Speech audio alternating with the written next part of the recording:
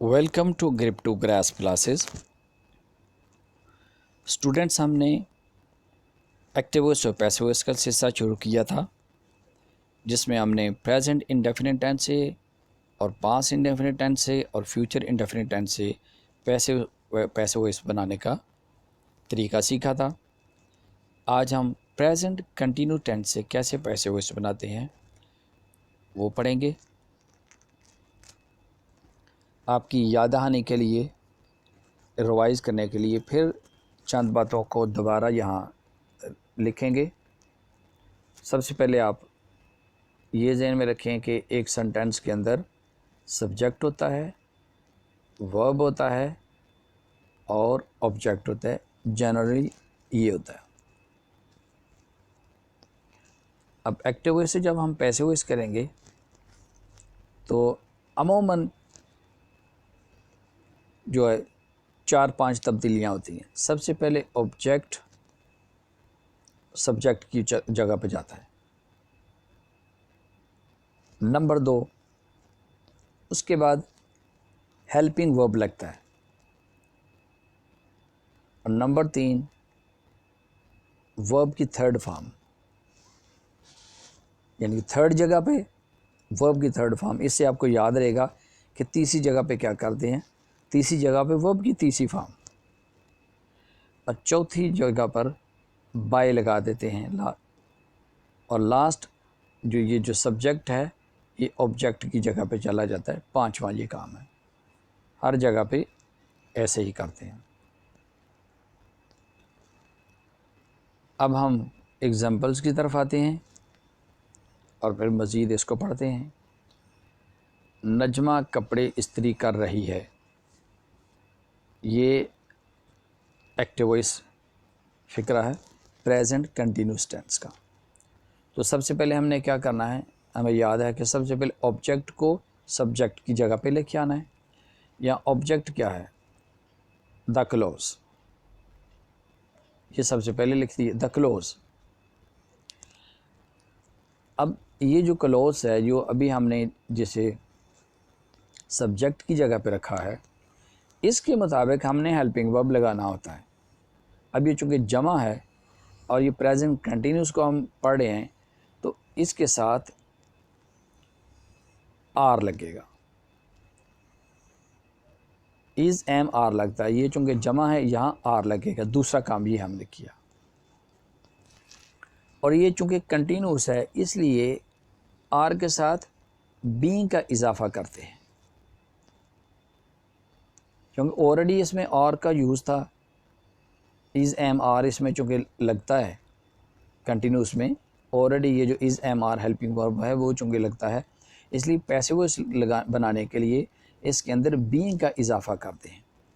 तो is am are को definitely हम जो ये यहाँ सब्जेक्ट के तौर पर, जिसको हम जो ऑब्जेक्ट सब्जेक्ट के तौर पे हम लेकर आए थे, उसके मुताबिक इज़ एम आर को हम लगाएंगे।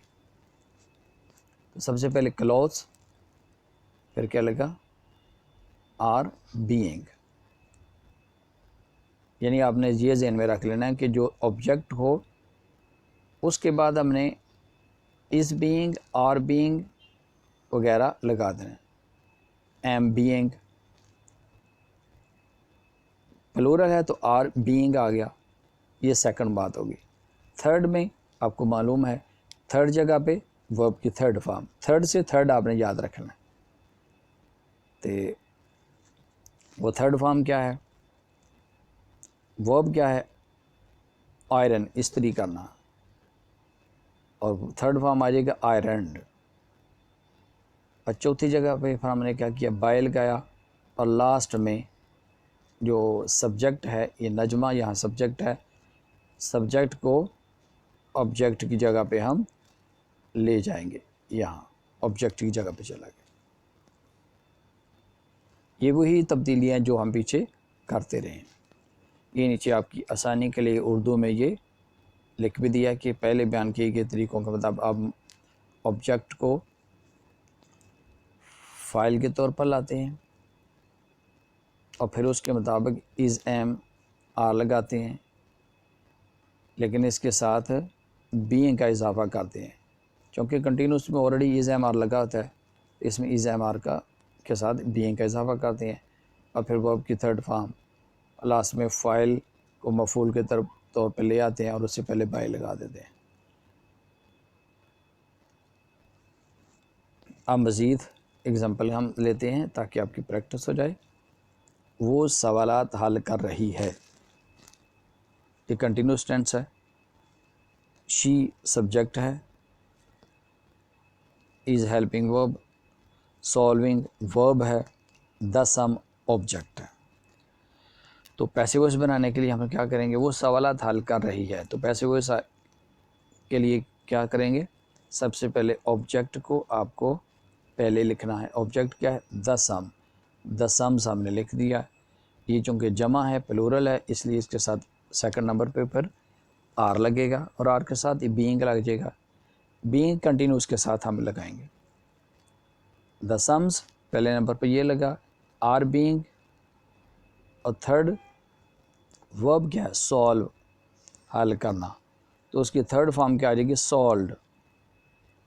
और फिर बाय लगा के लास्ट में जो सब्जेक्ट है, सब्जेक्ट यहाँ क्या आता है, शी। तो शी को ऑब्जेक्ट की जगह पे ले आएंगे। तो जब शी ऑब्जेक्ट की जगह पर जाएगा ये प्रोनाउन, तो ये फिर ऑब्जेक्टिव केस में जाएगा, शी नहीं रहेगा, क्योंकि शी सब्जेक्टिव केस है। सब्जेक्ट है तो सब्जेक्टिव केस है। जब ऑब्जेक्ट की जगह पे जाएगा तो ऑब्जेक्टिव केस हो जाएगा और वो शी से हार हो जाएगा। नेक्स्ट एग्जांपल, वो तौलिया निचोड़ रही है। She is wringing the towel.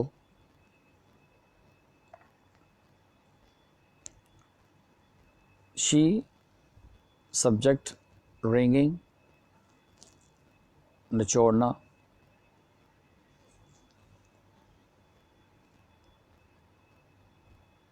The towel object है, यानी कि पहले सब्जेक्ट, ये वर्ब है और फिर ऑब्जेक्ट है। तो हमें क्या करना है, सबसे पहले हमें ऑब्जेक्ट को पहले लेके आना है, द टॉवल। फिर चूँकि सिंगल है इसके साथ इज़ बीइंग लग गया। रिंग की थर्ड फॉर्म आ जाएगी रंग, और फिर बाय लगा के लास्ट में शी जो है,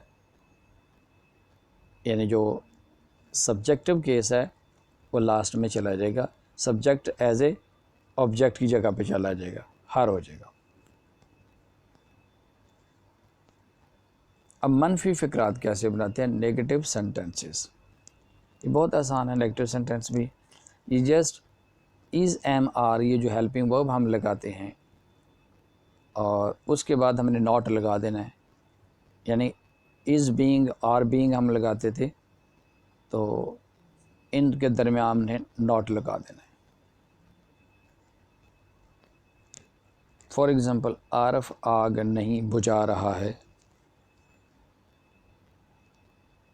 Arif is not putting out the fire.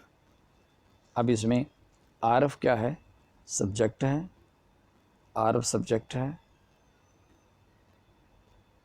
Putting इसमें वर्ब है, पुटिंग आउट, पुट आउट होता है फायर, आग बुझाना, ये वर्ब है। द फायर ये क्या है, आग है, ऑब्जेक्ट है। पुटिंग आउट बुझाना और द फायर ऑब्जेक्ट है। तो यहाँ फिर हम क्या करेंगे, सबसे पहले ऑब्जेक्ट को सब्जेक्ट की जगह पर लेकर आएंगे। और सब्जेक्ट ऑब्जेक्ट क्या है, द फायर। तो इसको सबसे पहले लिखें, द फायर।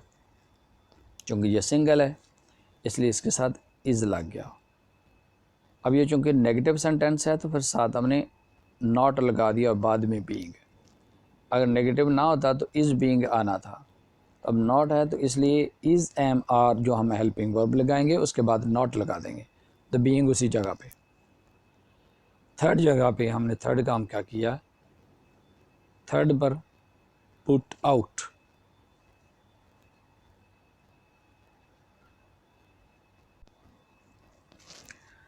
तो तीसरी तीसरी तब्दीली क्या है, पुट से पुट तीसरी फॉर्म वही होती है put out,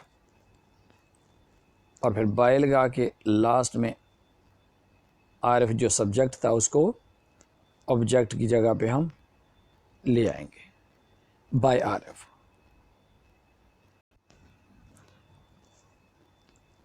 the fire is not being out by RF, आग आरएफ से नहीं बुझाई जा रही या बुझ रही।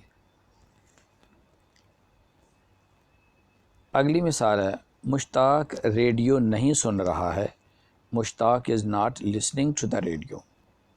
सब्जेक्ट क्या है, मुश्ताक, फिर उसके बाद वर्ब क्या है, लिसन, और ऑब्जेक्ट क्या है, द रेडियो। तीन चीज़ें। तो सबसे पहले हमें क्या करना है,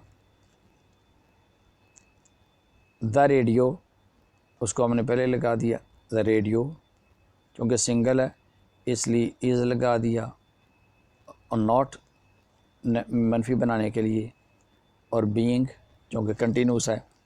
और थर्ड पे हमने क्या करना है, लिसन से listened, radio is not being listened, कैसे, by Mushtaq, by Mushtaq, Mushtaq as a object आ गया, ऑब्जेक्ट की जगह पे चला गया। अब हम आते हैं सवालिया फ़िक्रात की तरफ, इंट्रोगेटिव सेंटेंसेस। सवालिया फ़िक्रात में हमने क्या करना है, इज़ एम आर को फाइल के मुताबिक, इज़ एम आर को फाइल के मुताबिक फ़िक्रे के शुरू में ले जाते हैं।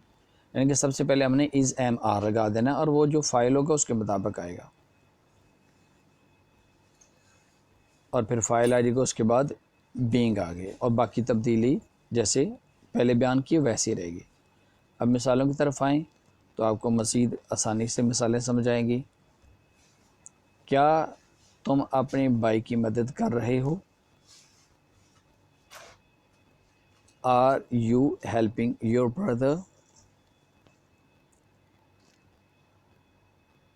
तो सबसे पहले हमने क्या करना है, ये देखना है कि ऑब्जेक्ट क्या है। ऑब्जेक्ट है योर ब्रदर, ठीक है। अब ये चूँकि सब्जेक्ट के तौर पे जाएगा इसलिए इसके मुताबिक हमें सबसे पहले इज़ एम आर को लगाना है। तो योर ब्रदर चूँकि ये एक ही बात हो रही है इसलिए इज़ लगेगा, पहले आ जाएगा इज़, फिर योर ब्रदर, बीइंग उसी जगह पर, और तीसरी जगह पे क्या करते हैं हम, वर्ब की थर्ड फॉर्म हेल्पिंग से, थर्ड फॉर्म हेल्प से क्या आ जाएगी, helped. Is your brother being helped. Fourth पे क्या हमें लगाएंगे, बाय, और लास्ट पे यू था तो यू की जो फ़ाइली हालत है वो भी यू है, और इसकी जो मफूली हालत है वो भी यू है, यू से यू ही रहेगा। अब एक और एग्जांपल लेते हैं हम, क्या वो दांत साफ कर रहा है, is he cleaning the teeth. तो आपको पहले देखना है कि यहाँ ऑब्जेक्ट क्या है, ऑब्जेक्ट है द टीथ। तो ज़ाहिर है वो जो टीथ है वो अकेले एक दांत को साफ तो नहीं कर रहा ना, तो टूथ एक दांत होता है और टीथ उसकी जमा है, तो टीथ जमा है।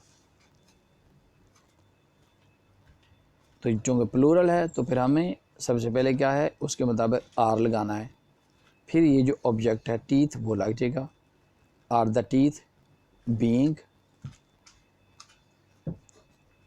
क्लीन से क्लीन्ड, थर्ड फॉर्म आ जाएगी थर्ड जगह पे, बाय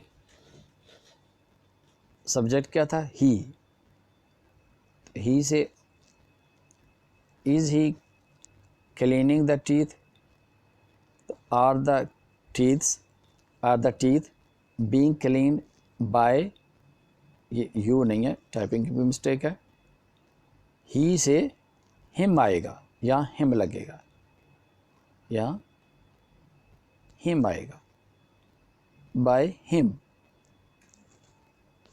और सवालिया निशान।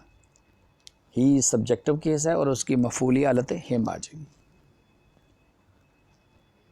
अब ये ग्रेस्प है, एक्सरसाइज है, ये उर्दू सेंटेंसेस हैं, आप इनको इंग्लिश में ट्रांसलेट कीजिएगा और जहां आपको कोई मुश्किल पेश आए, कोई दुश्वारी लगे और या अगर इसके अलावा आपके जहन में कोई सवाल हो, कोई कन्फ्यूज़न हो तो आप पूछ सकते हैं, कमेंट कर सकते हैं। अब नेक्स्ट लेसन तक आप इसको याद कीजिए, अपना ख्याल रखिएगा। तब तक take care and good bye.